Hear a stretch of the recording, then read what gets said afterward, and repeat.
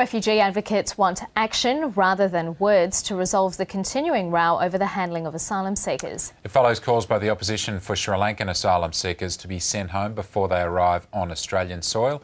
And joining us from Sydney this morning is Paul Power, CEO with the Refugee Council of Australia. Paul, thanks for your time. Now, what do you have to say? The claims were made on the weekend, but there has been some reaction to that. Many people are saying that the opposition was out of line. What are your views? Well, to reject everybody who seeks asylum from the one country would be very clearly a breach of the Refugee Convention. What Australia signed up to under the Menzies government in 1954 was to give people who believe they have a need for protection from persecution a fair hearing. And under the Refugee Convention, the government that receives asylum seekers needs, at the very least, to give people an opportunity to put their case for protection.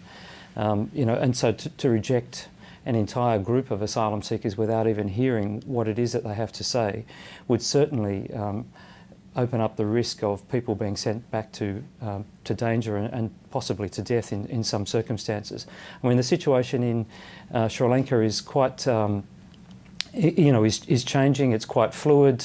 It depends very much on which particular part of the population that people belong to. There are, it's a country which has had 30 years of the most incredible political violence. And while things may be starting to change, the situation for some parts of the population is still quite serious. So the idea of sending every Sri Lankan back without having an opportunity to put their case for protection really is quite preposterous.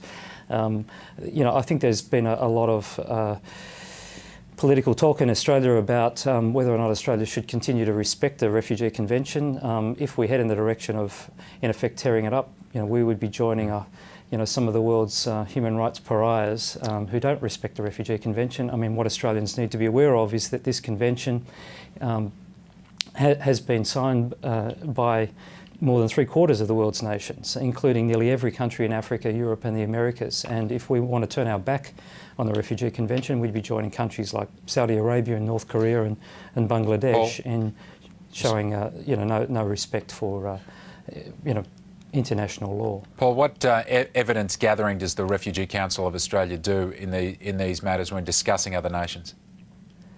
Well, there's all sorts of evidence gathered, not only by human rights organisations but also by governments about the situation in particular countries.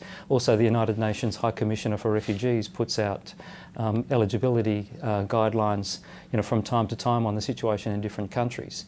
And the last time they did that for Sri Lanka, they suggested that people who are involved in the media, in human rights organisations and people who are suspected of having links with the Tamil Tigers are most at risk in Sri Lanka.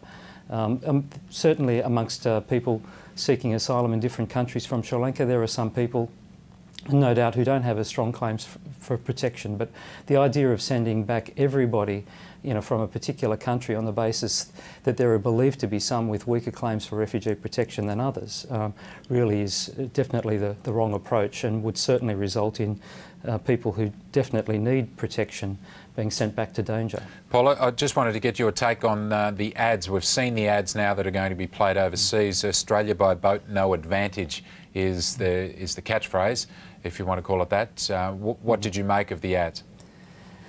Well, I'm really not sure what sort of impact they're going to have. I mean, the great difficulty that Australia faces is that the deterrence measures that Australia can put in place are actually quite modest in comparison to the very difficult situations that refugees and asylum seekers face in their countries of origin and also, unfortunately, in many countries where they seek asylum.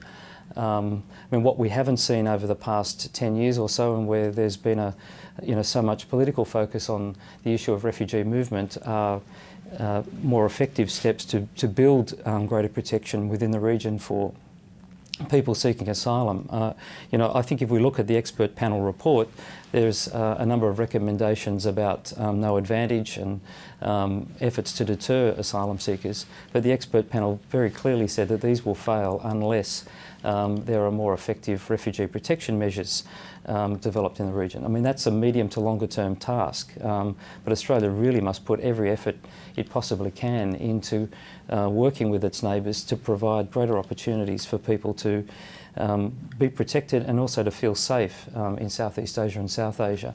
So without those greater protection measures being put in place, people who are hearing this message about no advantage, Yep. will be weighing up, their situation and whether or not they still believe it's worth travelling to Australia. Paul Power, thank you very much for your views this morning. Thank you.